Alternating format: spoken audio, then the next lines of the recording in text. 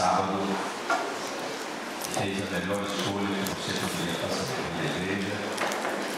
Agora, logo na primeira hora, na escola sabatina, para começarmos a nossa adoração ao nosso Deus. A lição desta semana está no quadro, está na tela: reforma curando relacionamentos quebrados. E o verso para memorizar está em Romanos 5, verso 10. Romanos 5 é um capítulo muito interessante de toda a epístola. Diz: se nós, quando inimigos, fomos reconciliados com Deus mediante a morte do seu Filho, muito mais, estando já reconciliados, seremos salvos pela sua vida. Eu quero, depois da introdução que vai aparecer ali, eu quero ler a pergunta número 3 da lição, pergunta para reflexão. São 3 perguntas. Na lição de sexta-feira, na edição do professor, a pergunta número 3 da lição de sexta-feira, perguntas para reflexão, no estudo adicional. Diz assim: considerando a igreja adventista do sétimo dia como um todo, qual é o maior obstáculo ao tipo de reavivamento e reforma necessários a fim de alcançarmos o mundo? E aí vem as considerações. Seriam nossos ensinamentos e doutrinas? Claro que não. Essas são exatamente as coisas que Deus nos deu para proclamar o mundo. O problema resiste unicamente em nós, em nossos relacionamentos, invejas mesquinhas, contendas, egoísmo, desejo de supremacia e uma série de outras coisas. Por que você, não outra pessoa, nem o pastor, mas você, deve suplicar para que o poder do Espírito Santo produza as mudanças que tem que ocorrer em você antes de vermos o reavivamento e a reforma em toda a igreja? Às vezes nós queremos ver a igreja toda reformada, reavivada, e esquecemos de nós mesmos, né? A gente fica esperando, torcendo, olhando e etc. E esquecemos de que esse negócio tem que começar com a gente, né? Muito bem. Reforma curando relacionamentos quebrados. Você encontra no verso A uma palavra que resume o tema da lição? Dê uma olhadinha no verso A e tenta me ajudar aí no sentido de encontrar uma palavra no verso A que resume o tema da lição. O tema da lição é ação. Reconciliação. Essa é exatamente a palavra. É reconciliação. Restaurar um relacionamento quebrado nada mais é restaurar esse relacionamento. E como nós carecemos desse tipo de atividade, de relacionamento. A lição usa como introdução uma frase que eu aprecio muito, na frase 146. O Espírito Santo aproxima as pessoas de Deus e o que mais? Umas das outras. Tudo que nos aproxima de Deus nos aproxima do nosso semelhante. O inverso é verdade. Tudo que nos distancia de Deus nos distancia do nosso semelhante. É impossível. E na conclusão da lição nós vamos ver isso. É impossível, irmãos. É impossível. Estou falando de uma impossibilidade. A pessoa está muito bem com Deus e não está bem com o seu semelhante. É impossível. E estamos falando de uma impossibilidade, porque um relacionamento ele reflete automaticamente o outro. Irmão Pedro, levantar a mão, pode falar. Tem um microfone aí que pode chegar aí no senhor rapidão. Não sei onde ele anda. Está aqui. Enquanto o irmão Pedro se posiciona, eu vou colocar outro pensamento da introdução e da lição. Pode falar, irmão Pedro. Uma experiência. Está funcionando, pode falar, está funcionando. Está funcionando. Uma experiência que eu li, duas irmãs na igreja me entenderam. A irmã Maria Coutinho. A irmã Maria assistiu o sermão da igreja sobre a amizade, e escutou a frase assim, falou com a irmã Coutinho. Ela falou, tudo bem. Mas a irmã Coutinho, meio desconfiada, falou, quero ver a reação dela. Ele apontou uma cesta muito linda e mandou o empregado a levar. E quando a irmã Maria falou, quero ver a cara dela, quando, também assim na experiência, quando ela abriu, era esterco de gado. Mas a irmã Maria falou, tudo bem. E a irmã Maria tinha um jardim e ela cultivou as flores com espírito. Mais tarde, mais na frente, ela mandou uma linda cesta de flor para o meu cultivo e um papel para o meu cultivo. Eu quero que a nossa amizade continue. E essas flores foi estercado com o adulto que você mandou. A irmã Coutinho se desmanchou em lágrimas e acabou, então, a inimizade. Amém. Pode ser uma coisa. Cada um dá o que tem. Verdade. Ninguém pode dar o que não tem. Em resumo, diz a nossa introdução da lição, a maior demonstração do poder do Evangelho não é necessariamente o que a igreja diz. E eu acrescentaria uma palavra. E faz. Mas como a igreja vive.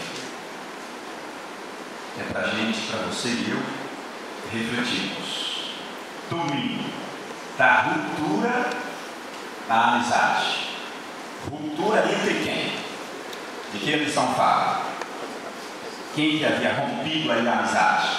Por assim dizer, pelo menos o relacionamento. Paulo e quem mais? João Marcos. Por que Paulo havia, vamos dizer assim, rejeitado João Marcos? Por quê? O que os irmãos entendem? Por que Paulo falou, Marcos, você não serve não. Você não serve para andar comigo, você está dispensado. Por quê? Insegurança. Insegurança. Paulo sabia das vicissitudes que o aguardavam no seu projeto missionário. E ele conhecia muito bem o temperamento de João Marcos. Digo, um jovem iniciante, inseguro, tímido, meio medroso, etc. E para fazer companhia para Paulo, naquele momento, e eu entendo que Paulo estava iniciando seu ministério, também era jovem, meio inconsequente até, porque a maturidade só vem com o passar do tempo, ele adotou uma atitude não muito correta. A lição faz esse comentário. O apóstolo que pregava a graça necessitava estendê-la a um jovem pregador que o tinha decepcionado. O apóstolo do perdão necessitava perdoar. Eu e você precisamos desse tipo de mensagem. João Marcos cresceu com a orientação positiva de Barnabé. E finalmente o coração de Paulo, e agora entendo mais no final do seu ministério, quando já mais experiente, foi aparentemente tocado pelas mudanças. E eu entendo até que Paulo, quem sabe, até se arrependeu de, no início, ter tratado com João Marcos da forma que ele tratou. Queridos, errar é humano. Quem é que nunca teve uma desavença com alguém? Eu acho que eu estaria aqui falando uma verdade se eu dissesse que eu nunca tive um tipo de entreveiro, desavença com quem quer ter. E se você também dissesse. Agora, o problema não é ter um tipo de desentendimento. O problema é permitir que isso perdure. É não restaurar esse relacionamento. Mas eu repito, eu insisto naquela ideia de que o meu relacionamento com o meu semelhante, enquanto eu insistir em restaurar única e exclusivamente os meus relacionamentos com o meu semelhante, eu estou tratando o sintoma da doença e não a causa dela. E por isso eu vou restaurar o relacionamento aqui e vou quebrar outra para o lado. Aí restauro aquele e quebro o outro. E assim eu vou restaurando um e quebrando o outro, porque eu estou cuidando de tratar os sintomas da doença e não estou cuidando de tratar a causa dela. E daqui a pouco nós vamos chegar nesse particular. Se alguém quiser fazer algum comentário, é só levantar a mão e o microfone vai chegar na sua mão. Eu estou resumindo, eu quero demorar um pouquinho justamente na conclusão, por isso eu estou indo rápido. Segunda, de escravo a filho. O apóstolo sabia que relacionamentos rompidos prejudicam o crescimento espiritual. Por isso que eu disse que o meu relacionamento com o meu próximo depende do relacionamento com Deus. É a minha vida espiritual que vai determinar a minha vida social. A minha vida social, por assim dizer, vai ser um reflexo da minha vida espiritual. Não tem como ser diferente disso. Certo? Então Paulo está falando aqui, a lição está falando da carta de Paulo aos Colossenses, quando ele escreveu, aliás, a Filemão, quando ele pediu que Filemão aceitasse de volta Onésimo, escravo fugitivo. Filemão, a lição de Filemão era um líder da igreja de Colossos. E se ele abrigasse a amargura para Onésimo, o escravo fugitivo, isso mancharia o seu testemunho cristão. Terça, da competição para a integração. De que ele faz essa lição? Havia tensão numa igreja. Qual era a igreja? É de Deus, né? Hã? A igreja de A igreja de Deus. Corinto. Havia uma tensão naquela igreja. Corinto lá. E qual era a tensão? E o resumo que ele contém da lição é aqui, 1 Coríntios 12, verso 11. Deus nos chama à cooperação, não à competição. Cada cristão é dotado por Deus para cooperar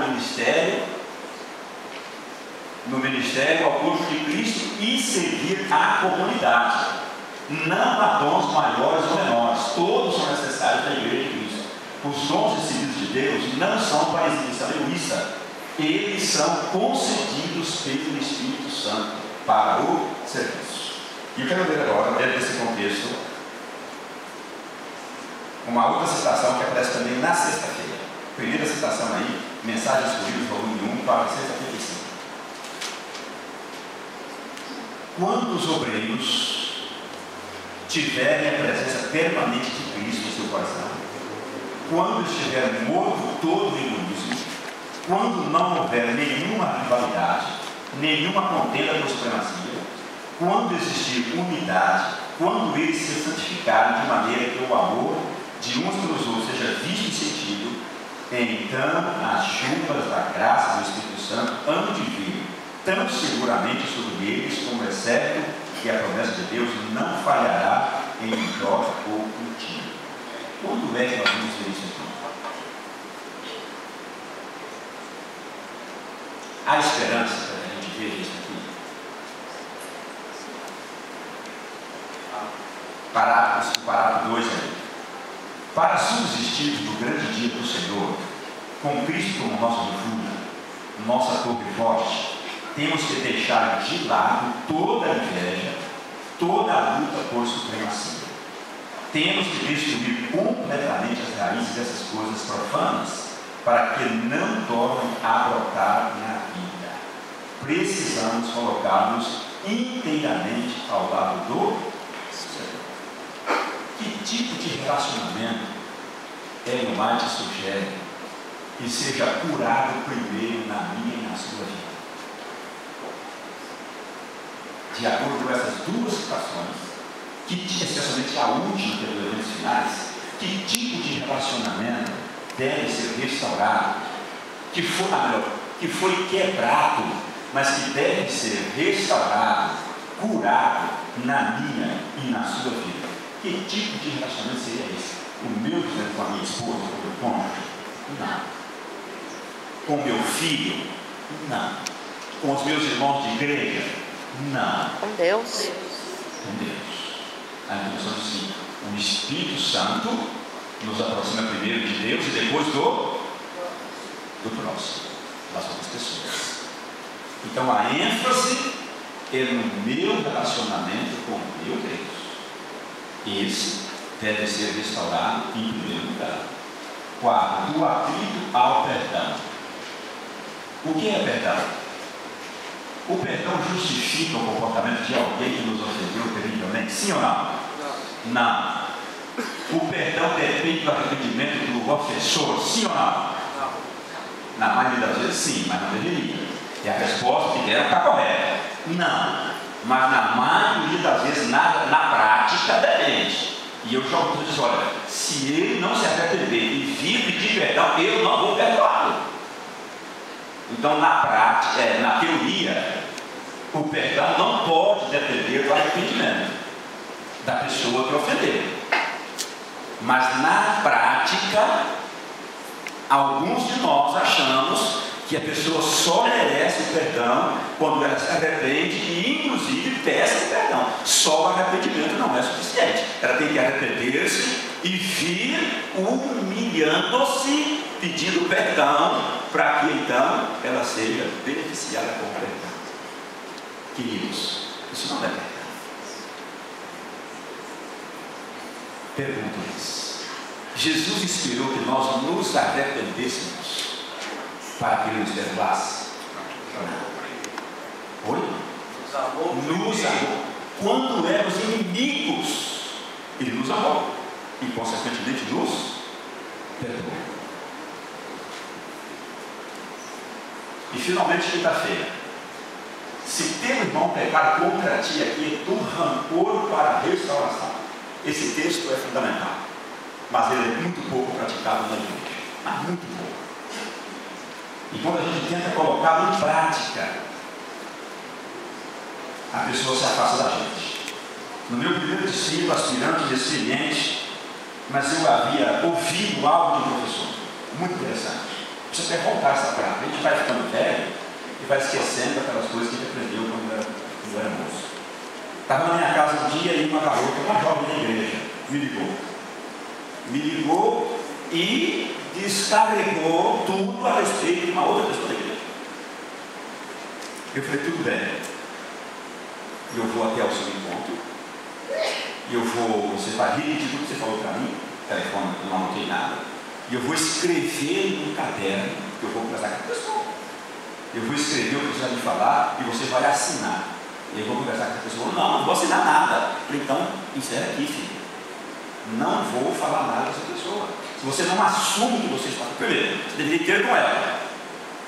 Não falar comigo, ter com ela. Segundo, se eu for falar com ela, ela disser que você está mentindo, eu tenho que ter alguma coisa que comprova. Irmãos, aquela pessoa, pelo menos, nunca mais eu vou falar nada a respeito de ninguém. E eu acho que eu vou voltar a adotar essa técnica. Colocar as pessoas para assumir por escrito, assinando aquilo que estão falando a respeito de outras pessoas. Mas o conselho de Jesus é esse: se teu irmão pecar contra ti, vai ter ninguém. Com ele, entre você e ele, resolva a situação. Imagine se eu posso ter um problema só com aquele que me ofendeu, ou que eu suponho ter me ofendido. E às vezes nós somos vítimas desse tipo de situação. A gente não sabe que ofendeu. E as pessoas torcem o rosto, nos evitam, sem que nós estejamos sequer sabendo por quê. Porque a gente pode sim, dependendo da sensibilidade da pessoa, do seu perfil, do seu jeito de ser, a gente pode ofender alguém sem saber o que ofendeu. Ora, já aconteceu comigo, irmãos, de alguém se sentir ofendido com uma pregação que fiz. Mas como eu vou saber que a minha pregação ofendeu alguém? Então vai ter com a pessoa, vem falar com a pessoa. Vem falar com a pessoa. Resolva só com ela. Mas ao invés disso, o que normalmente nós fazemos? Nós comentamos com outras pessoas. Olha, aconteceu isso, o fulano falou isso, o Beltrano fez isso, o Cicrano cortou-se assim, e etc. Ao invés de... Veja, seriam duas pessoas só envolvidas, porque é isso que Jesus está dizendo. O ciclo seria menor. Mas ele fala: se isso não resolver, chama uma outra pessoa, quem sabe uma amiga da pessoa supostamente ofendida. Vai lá, conversa, peça socorro dessa amiga. Para mostrar: não, ele não fez isso porque quis. A intenção não era te ofender. Tenta resolver a situação. Se de tudo não resolver, agora qual é o passo que tem que fazer? Tem que seguir. Tem que trazer para a igreja. É lógico, a lição coloca isso. O conselho de Jesus não é que a gente vai tratar disso aqui no culto divino. Ele faz uma comissão, a comissão vai analisar e depois ele vai resolver a situação. Rapidamente, pastor, aconteceu isso comigo. Após um sermão que fiz numa igreja, que eu não conhecia basicamente os membros, né? Após um sermão que eu fui trocado 2 vezes durante a noite, Deus me trocou o que eu tinha preparado. Aconteceu de uma pessoa me procurar, certo? E muito magoado e sentido por causa do sermão. Falei sobre a Bíblia, né?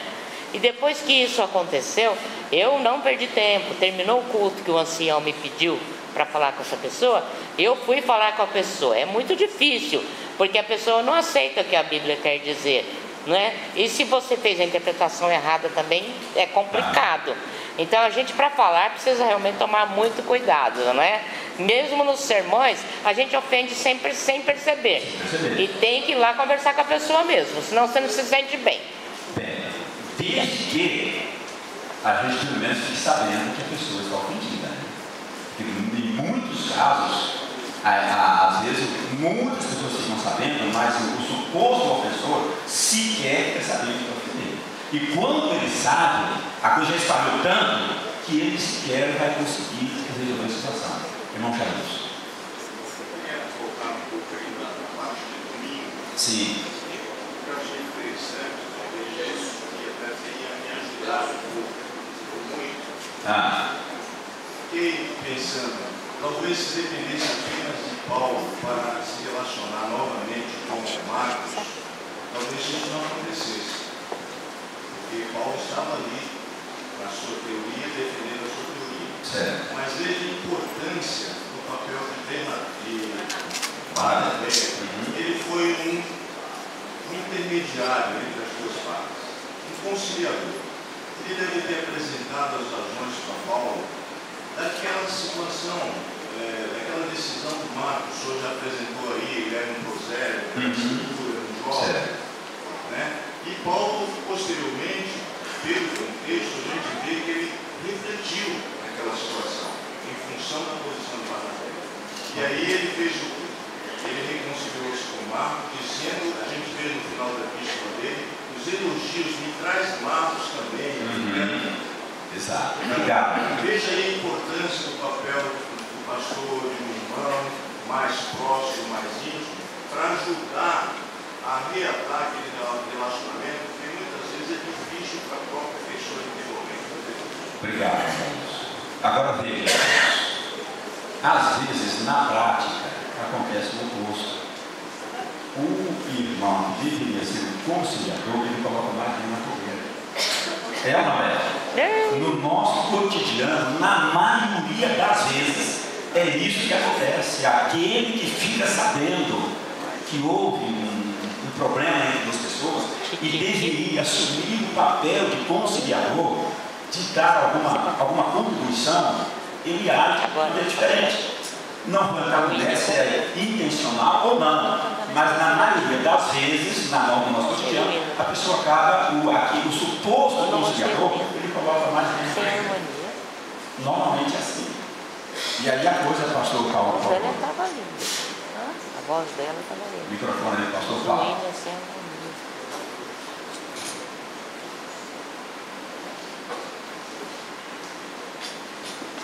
Eu estou chamando a atenção para a última parte dessa sequência importante que nós temos em Mateus 18. A pessoa vai sozinha. Depois, alguém com ele. Se não ouvir, então leva o conhecimento da igreja. Na comissão da igreja, nós todos, assim por diante. Interessante que aí não é o ato final, não. Se não ouvir a igreja, então considera como gentil.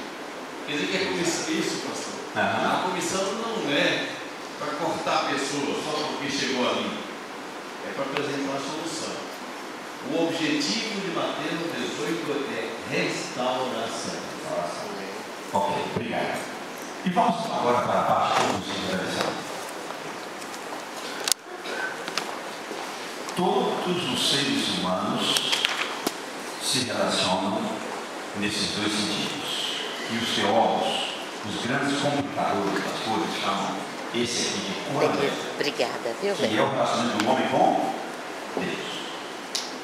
Todo homem, todo ser humano, especialmente quando cristão, ele tem o seu relacionamento com Deus. Mas não apenas isso. Ele também tem um relacionamento na parte horizontal, que os teólogos chamam de Corã, homem de Deus. É o relacionamento do homem com o próprio homem. Deus e o homem. Ninguém é uma ilha. Ninguém. Fomos criados, somos, por natureza, seres gregários. nós carecemos de relacionamentos. Carecemos. Deus nos criou com essa necessidade de nos relacionarmos uns com os outros.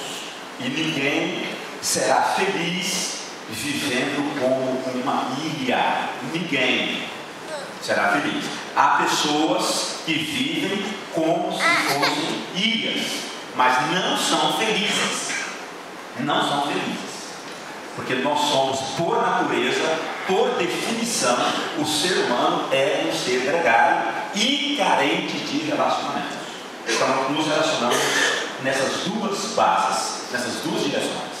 E o que eu tenho insistido é que o meu relacionamento nessa direção, ele é apenas e tão somente um reflexo do meu relacionamento nessa direção. E eu tenho enfrentado, nós temos enfrentado muito isso comigo. E eu estudo isso muito com a minha esposa. Pessoas que falam em alto e bom som que têm uma vida, Jesus, com Deus perfeita, praticamente perfeita. No entanto, o seu relacionamento com o semelhante é um desastre. Como que eu vou acreditar nisso? É um desastre. Então não posso me convencer de que alguém está tão íntimo de Deus quando não se relaciona bem também com o semelhante. Porque um relacionamento é o reflexo do outro e não tem como ser diferente. Por isso que o primeiro relacionamento que eu tenho que restaurar, esse relacionamento aqui ele foi quebrado. E é esse aqui que eu tenho que restaurar. O outro é uma consequência. É esse relacionamento que eu tenho que me preocupar com ele. Ele tem que estar em primeiro lugar, porque o outro será uma consequência. E nós, irmãos, às vezes invertemos as nossas prioridades, invertemos os nossos esforços. É aquela história. Nós nos esforçamos muito, mas na direção errada. Então não vai ter os resultados que nós tanto gostaríamos de obter. Por quê? Nós queremos restaurar, curar os relacionamentos horizontais, sem cuidar do relacionamento vertical. Impossível. Como que o médico vai tratar o sintoma da doença e não a sua causa? Seria uma estupidez. Então esse relacionamento aqui vertical, ele foi quebrado. Agora a pergunta é, quando e como ele foi quebrado? Ele diria mais, quando, como, por quem ele foi quebrado? É isso, a coisa é mais profunda. Quando se fala de reavivamento, de reforma, quando fala de curar relacionamentos quebrados, a coisa é mais profunda do que nós imaginamos. Não se trata de eu curar o meu relacionamento com a minha irmã, com o meu irmão, que foi quebrado, não é isso apenas. Porque se ele foi quebrado, é porque eu quebrei um outro antes. E esse aqui já é uma reflexo, é uma consequência. Então eu tenho que curar aquele relacionamento que eu quebrei e que causou a quebra do relacionamento com o meu irmão ou com a minha irmã. E às vezes a prioridade nós damos para isso, eu vou atrás, eu corro atrás e tal, mas não volto a minha mente para o meu relacionamento no sentido de me relacionar com o meu Deus. E responder a pergunta, quando, como, aí está uma ideia, onde foi a melhor ilustração que eu encontrei. O que essa imagem transmite para você? Me diz aí, por favor. É lógico, está muito claro. O que essa imagem, embora apagadinha, feinha, mas foi a melhor que eu encontrei, o que ela transmite para você? Que evento ela transmite para você? Bom samaritano. Não foi isso aqui, não. Não. Criação do homem. Veja que É a criação do homem. óbvio que é para um, não é para o outro, né? Agora que eu vi. Isso é verdade. O que alguém para tomar outra ideia, eu nem lembrei de bom samaritano. Aí. Não lembrei. A criação do homem. Até porque o contexto é relacionamento. Então, veja, aqui está a criação. Agora, eu queria que você imaginasse, na hora que esse boneco de barro, que não era nada, não era ninguém, a hora que ele deu por si, falou, eu existo, eu sou gente. Irmãos, qual deveria ser a atitude desse ser humano? E nós vamos falar agora de um homem perfeito, não é de um pecador, de um traste como eu e como você. Estamos falando de um ser perfeito, de um ser que havia acabado de sair das mãos do Criador. De repente, um boneco de barro que sequer tinha consciência da sua existência, ele acorda, ele abre os olhos, ele fala, eu existo, eu estou aqui. Qual seria a atitude automática que se esperaria desse ser? Gratidão. Agora, olha, Quem foi que vocês fez? Deus fui eu. Oh, meu Senhor, e pronto. E tornar-se completamente